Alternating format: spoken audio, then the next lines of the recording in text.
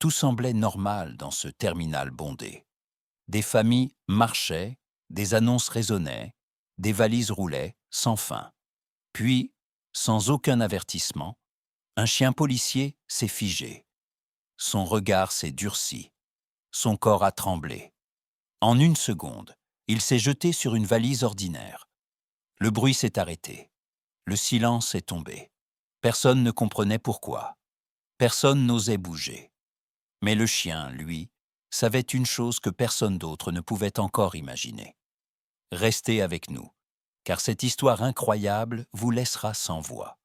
Avant de commencer, n'oubliez pas de liker et de vous abonner. Et surtout, je suis curieux. D'où nous regardez-vous? Indiquez votre pays dans les commentaires. J'adore voir jusqu'où voyagent nos histoires. Oh, le terminal était en mouvement constant. Des pas rapides sur le sol brillant, des valises qui roulaient sans fin, des annonces étouffées par le brouhaha. Des voix se croisaient, des rires nerveux, des adieux pressés. Tout semblait normal, trop normal. Les gens passaient sans se regarder.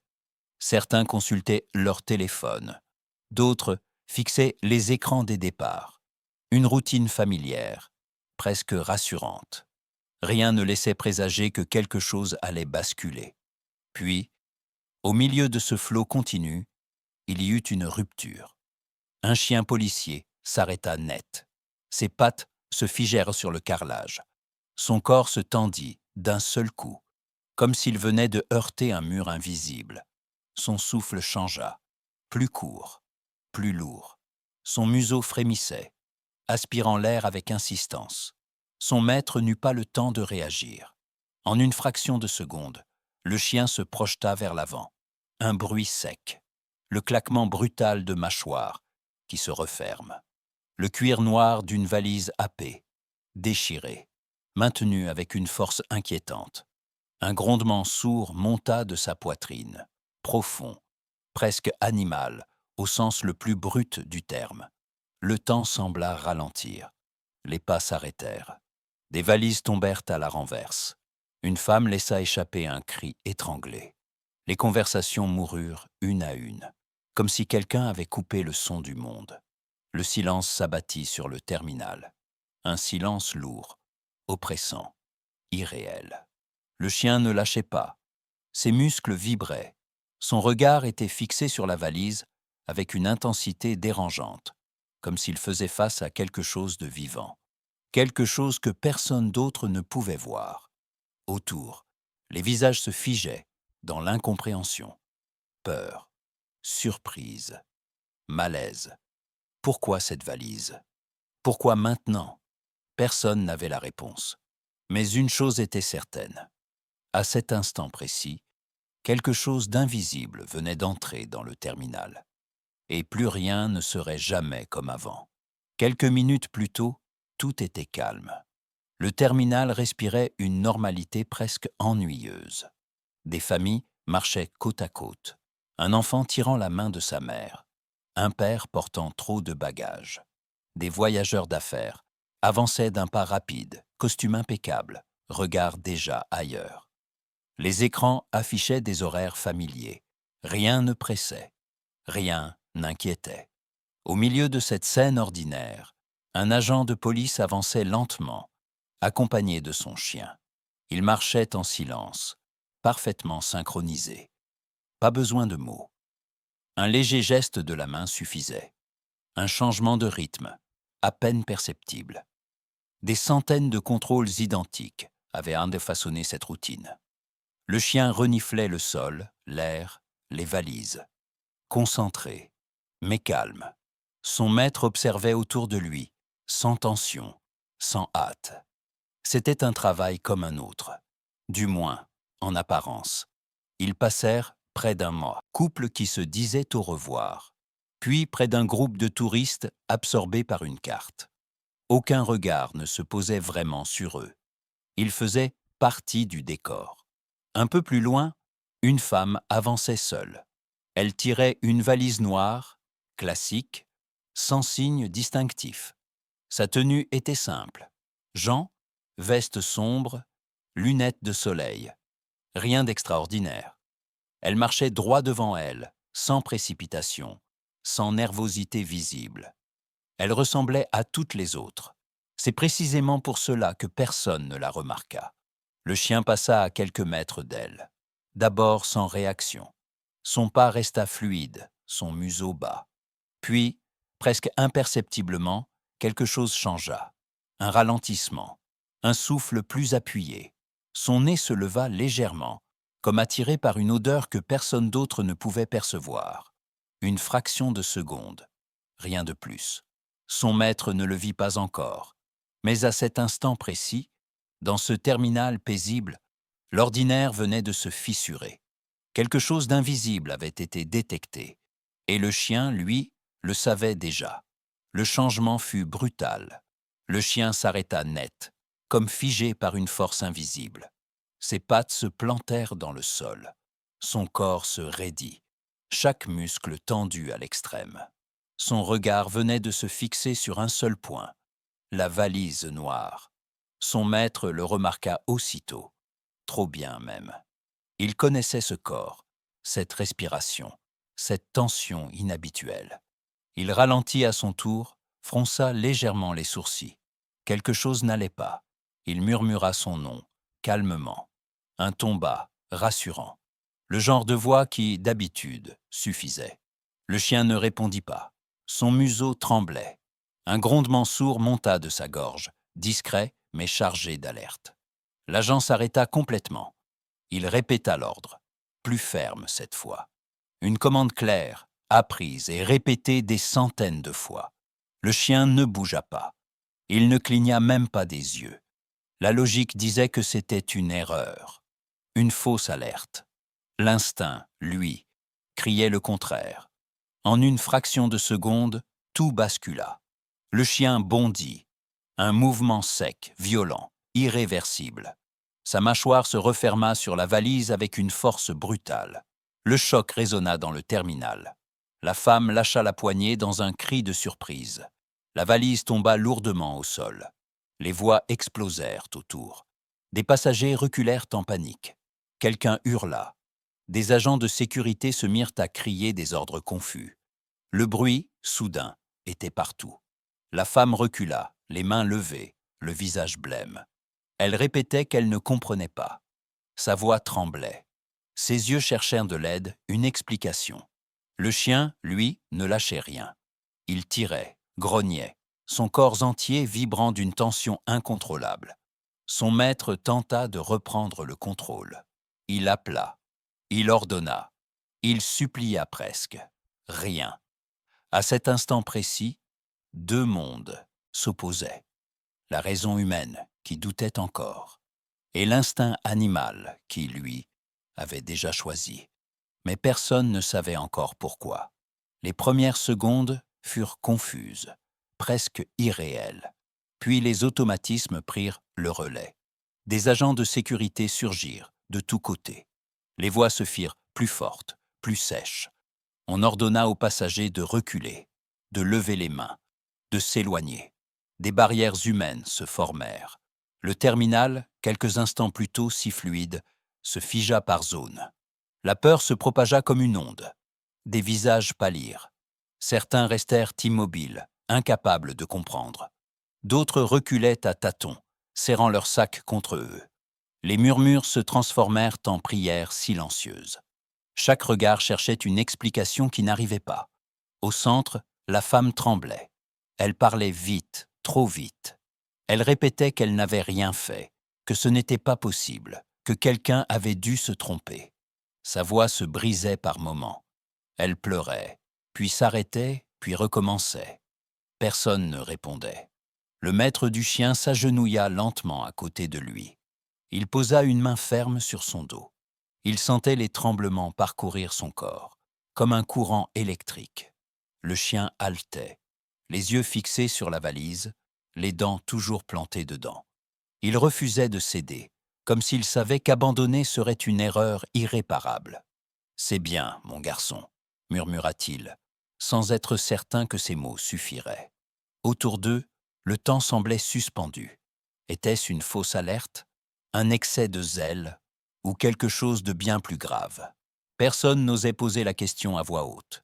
Des silhouettes en uniforme apparurent au bout du terminal. Les renforts arrivaient. Les décisions allaient devoir être prises rapidement. Chaque seconde s'étirait, lourde, douloureuse. Le chien grogna à nouveau, plus profondément.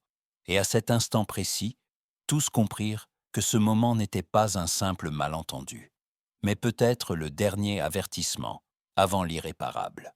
L'air devint plus lourd dès leur arrivée. Les spécialistes avancèrent lentement, protégés par des combinaisons épaisses, visages fermés, gestes précis. Le bruit du terminal semblait s'être éloigné, comme étouffé par une chape invisible. Même les annonces automatiques s'étaient tues. Il ne restait que les respirations, trop audibles, et ce silence qui pesait sur chaque seconde. Le maître resta près de son chien. Il s'agenouilla à nouveau, posa son front contre le sien. Il ne cherchait plus à comprendre. Il avait choisi de faire confiance. Sa main glissa lentement le long du pelage tendu. « Tu as fait ton travail », murmura-t-il, d'une voix presque inaudible. Le chien tremblait encore, mais il ne lâchait pas. Comme si lâcher signifiait trahir ce qu'il avait senti. Un appareil fut approché de la valise. Des bips courts, irréguliers. Des regards échangés sans un mot. Un signe de tête, puis un autre. L'atmosphère devint suffocante, au point que certains détournèrent les yeux. La valise fut déplacée avec une lenteur extrême, placée derrière des écrans de protection. Personne ne parlait. Personne n'osait. La fermeture éclair glissa enfin. Ce qui apparut à l'intérieur ne provoqua ni cri ni exclamation. Juste un silence encore plus profond. Entre des couches de vêtements soigneusement disposées, quelque chose avait été dissimulé. Un assemblage grossier, froid, méthodique, prêt, fonctionnel, mortel. Il n'y avait plus de doute. La menace était réelle, immédiate. À quelques minutes près, le terminal n'aurait plus existé. Le maître ferma les yeux. Il imagina les familles, les enfants, les voyageurs anonymes. Des vies suspendues à un instant que personne n'avait vu venir. Il serra le chien contre lui, cette fois sans retenue. Sans lui, tout aurait basculé. Il n'y eut pas de soulagement immédiat. Seulement une prise de conscience lente, douloureuse, celle d'avoir frôlé l'irréparable. Et dans ce silence chargé de gravité, une certitude s'imposa à tous. Le pire venait d'être évité, par un instinct que personne n'avait osé ignorer. La scène se déplaça lentement, presque sans bruit. La femme fut emmenée à l'écart. Ses mots perdaient de leur force à mesure que les preuves s'accumulaient. Elle répétait encore qu'elle n'avait rien voulu, que ce n'était pas comme ça, que quelqu'un d'autre était responsable. Mais déjà, les écrans de surveillance parlaient pour elle. Des images claires, des gestes calculés, des allées et venues qui n'étaient tout plus le fruit du hasard. La vérité émergeait, froide et implacable. Ce n'était pas un accident, pas une erreur. Ce qui avait été évité dépassait largement une simple valise abandonnée. C'était un test, une épreuve grandeur nature, un acte qui aurait pu coûter des centaines de vies. À l'extérieur du terminal, des groupes s'étaient formés derrière les parois de verre. Des gens attendaient, serrés les uns contre les autres. Certains pleuraient sans vraiment savoir pourquoi. D'autres fermaient les yeux, murmurant quelques mots à voix basse. Personne ne parlait fort. Tous comprenaient que quelque chose de grave venait de se produire, même sans en connaître les détails. À l'intérieur, l'adrénaline retombait, enfin. Le maître du chien s'assit lourdement sur le sol froid. Ses épaules s'affaissèrent d'un seul coup, comme si son corps acceptait enfin la fatigue. Le chien vint se coller contre lui, posant sa tête sur sa cuisse. Aucun mot n'était nécessaire. Leur respiration se calmait peu à peu, à l'unisson. Autour d'eux, les agents relâchaient la tension. Certains se passaient une main sur le visage.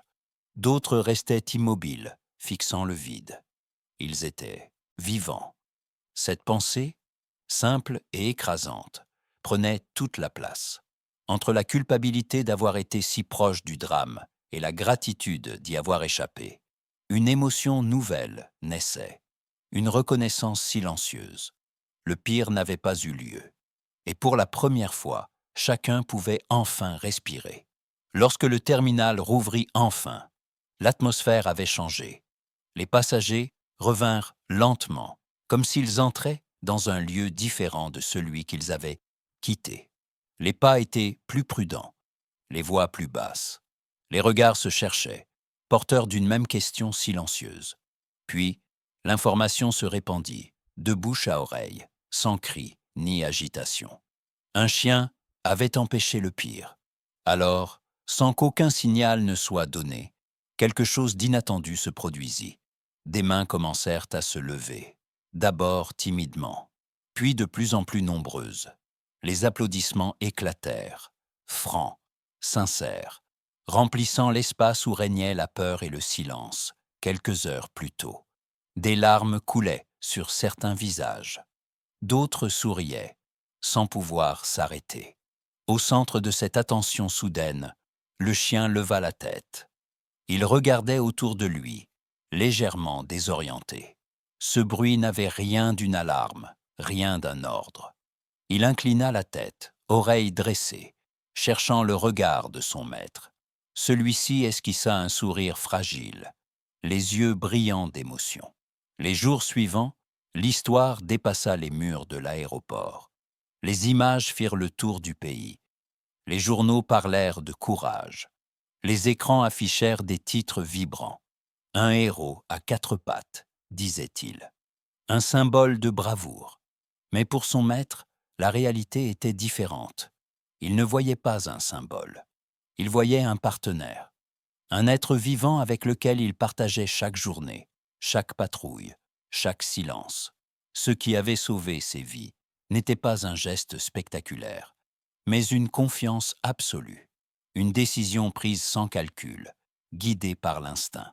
Ce jour-là, beaucoup découvrirent un héros. Lui, il se souvenait simplement d'un chien qui avait fait ce qu'il savait faire de mieux, écouter ce que personne d'autre ne pouvait entendre. Quelques jours plus tard, il y eut une reconnaissance officielle, une médaille, des discours courts, des regards sérieux. Le chien resta immobile, assis droit, comme lors de chaque entraînement. Les flashs crépitaient, mais lui ne semblait pas comprendre ce qu'on attendait de lui. Il attendait seulement un signe de son maître, un regard, un geste familier. Ce moment passa vite. Ce qui resta, en revanche, fut autre chose. Le souvenir d'un silence brutal au milieu d'un lieu vivant. Celui d'un instant où tout aurait pu s'effondrer sans que personne ne s'en rende compte. Le maître repensait souvent à ces secondes suspendues, à ce moment précis où la logique hésitait encore, tandis que l'instinct, lui, avait déjà agi. Il n'y avait pas eu d'hésitation chez le chien, pas de calcul, pas de peur visible, seulement une certitude intérieure, profonde, impossible à expliquer avec des mots. C'est peut-être cela, la véritable leçon. Nous croyons maîtriser le monde par la raison, par les procédures, par la technologie. Mais parfois, ce sont des sens plus anciens, plus silencieux, qui perçoivent le danger avant qu'il ne prenne forme. Des héros que l'on ne remarque qu'après coup, parce qu'ils n'attendent ni ordre, ni reconnaissance. Ce jour-là, des centaines de personnes sont rentrées chez elles, sans jamais savoir à quel point elles étaient y passées près du drame. Leurs vies ont continué, intactes, préservées par un acte invisible.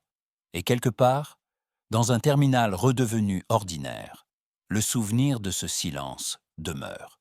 Si cette histoire vous a touché, prenez un instant pour aimer cette vidéo, la partager autour de vous et vous abonner pour découvrir d'autres récits vrais, humains et profondément marquants. Parfois, il suffit d'écouter un peu plus attentivement pour comprendre ce qui nous protège.